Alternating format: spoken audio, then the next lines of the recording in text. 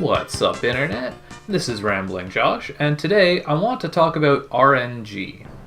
What exactly RNG is differs a little bit from what people mean when they say it. It's not a really big deal, but essentially, RNG stands for Random Number Generator, which is basically the way that a computer generates a random event. Essentially, it's kind of like a digital dice roll, wherein the computer, you seed the random number generator, you ask it for a random number, and it gives you a pseudo random number. The actual process is a little bit complicated, and generating better random numbers is, I'm pretty sure that's like an entire field of study. And this is a concept that more and more people are becoming aware of these days. In general, RNG is not something that the average gamer should have to think about, it's even ideal if they don't. But especially when it comes to like high-level gaming, even like competitive, that's an area where people tend to complain about RNG a lot. When you have things like Hearthstone or like speed running or anything like that, RNG, like the entire purpose of RNG is to introduce variance. And so when you're trying to do something on a high level, you don't want variance, because that means that sometimes you're going to get wins or get better than average results, which either becomes the de facto that is what you have to shoot for, or it becomes something that you didn't necessarily earn. Whereas other times you just underperform and you don't have any control over that. So there are definite downsides to RNG, but I want to talk a little bit about why RNG is in games, and specifically, I guess, better ways of doing RNG, at least from my perspective, because everyone feels a little bit differently about the way that they experience a game. So, like I alluded to a minute ago, the purpose of RNG is to introduce variance into a game, and this is pretty important, because when you're creating a game, the kind of default is for everything to be static, because that's just the way you put something together. And it's easier to craft something when you know it's going to be exactly the same every time. But the experience there is inferior, because that's not the way that the real world works. If you think about even something simple like driving to work every day, if you go outside, there are so many variables that can be different from day to day. It could be, you could have different weather, you could see a different amount of squirrels on your way to work, you could see different amounts of traffic. Maybe someone has a tree on their property, but one day it gets blown over by a storm. Maybe there's construction. Maybe you do the same drive every day for a year, and you see the days gradually, you see sunrise gradually shift later and then back again. All these different things, because real life is not deterministic. And so RNG is basically the only way that game developers have of introducing variance into a game world. So RNG is essentially a way of making your experience more dynamic and more organic. So I'm someone who I have played RPGs for pretty much literally my entire life. And RPGs are a pretty good example of RNG. And it's not just a coincidence because 2 of the 3 letters in those acronyms are the same. But if you think about it, in a game like, say, a Final Fantasy game, let's say an old school one like Final Fantasy IV, a game that I'm very familiar with, there are so many points where RNG takes place. So let's imagine you're just walking down a dungeon path. You have random encounters. They pop up at random. You don't know when they're going to happen. You don't know how many there are going to be. Then you get into the battle. It could be a surprise attack, it could be a back attack, it could be a first strike, or it could just be neither, so that's also random. There's the enemy formations. You don't know what you're going to fight when you get into that battle, and then when you get into the battle, I don't think there's any amount of ATB randomness in Final Fantasy IV, but some games have that. You have things like damage ranges, you have enemy AI. All of these things are random. And all of these things are important, because if you think about it, if you removed all of those random elements, then the game essentially becomes a math problem. If your attacks always do the same damage, enemies always have the same stats, enemies always do the same things in exactly the same way, they always occur at the same places in the same way, then you can essentially plan out exactly how to play through the game. And potentially on your first playthrough that's not especially important, but this is kind of the balance that one has to strike, because on one hand, when these things are too random, it can be very annoying, and I'll get to that a little bit more detail in a moment.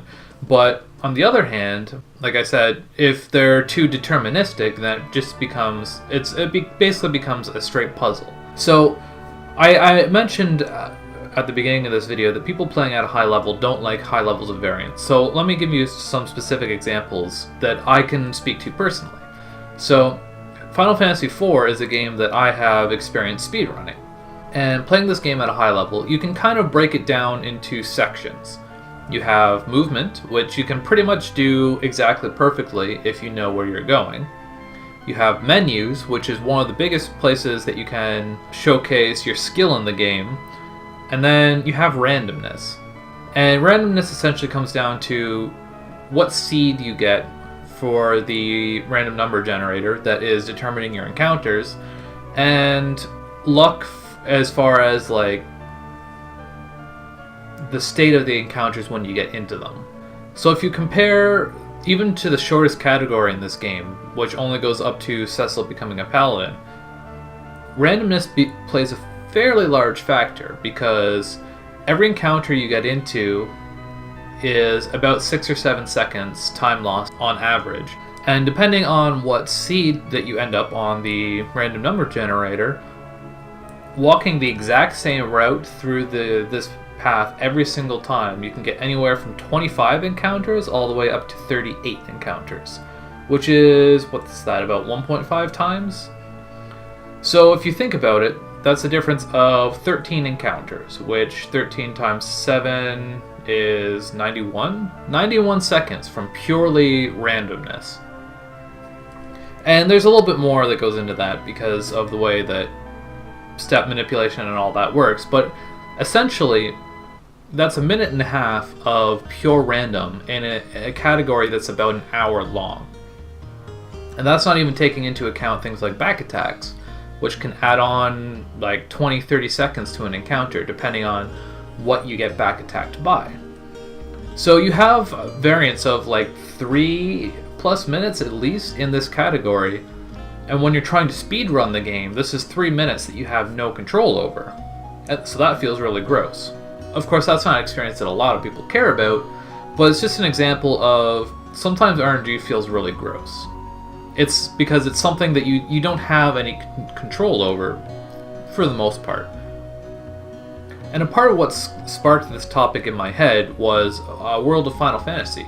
It came out in like October or November or something, and it's a game that has random encounters, which in 2016 is somewhat anachronistic. It's not really something that you see these days, and people made that design decision to remove random encounters for a reason.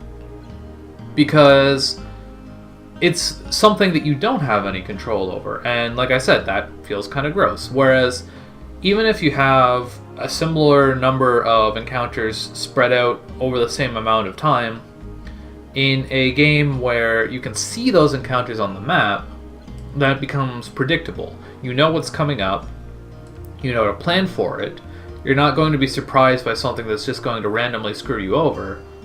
But then this also goes back to the matter of how much of a puzzle does this become. So that is something that we as a gaming community have more or less come to a consensus on, as far as being okay with moving that towards the more deterministic side of things.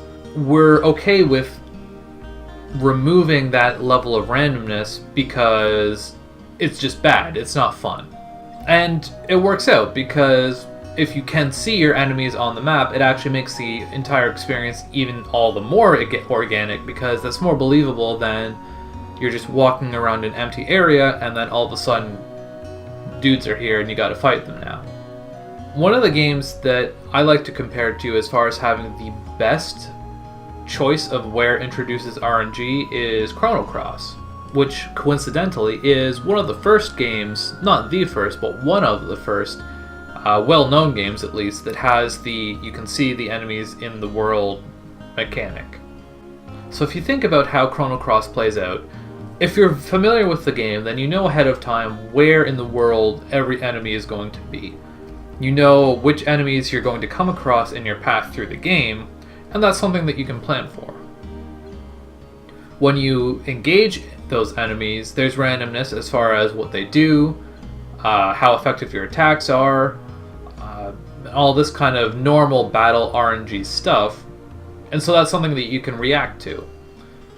There's randomness as far as what enemies drop. That's going to affect the way that you play the game, but again, that is something that you can react to. There's also randomness as far as what stats your characters get. Typically, you get the majority of your stats after finishing a boss encounter. So sometimes you're going to get, say, a lot of strength. Sometimes you're not going to get a lot of strength. That is going to affect the way that you play the game going forward, but that is something that you can react to. And the key that I'm trying to push here, obviously, is reactive. So something like surprise attacks or random encounters, these are all things that can just randomly screw you over, but you can't really react to them. And that's kind of where randomness is at its worst. So if I'm comparing the speedrun of Final Fantasy IV to the speedrun of Chrono Cross, in Final Fantasy IV you can randomly get into an encounter, and that encounter is a surprise attack, or even worse, a back attack. And you can just straight up die, or make it such that you can't continue the run. Whereas in Chrono Cross, typically anything that happens, you can react to it by adjusting your strategy. You're still going to end up losing time, and it's still going to suck, but especially if you are just playing the game less seriously, it becomes a challenge of your knowledge rather than a challenge of how lucky you can get. There's a very hard limit on how far your skill can take you in that game. And that's just a few things to look at when considering what is a good thing to have be random in a game. It's essentially comes down to you want to add to the game without introducing ways for the player to feel like they just got screwed over. But this was just some thoughts on randomness in games, and so I will catch you later.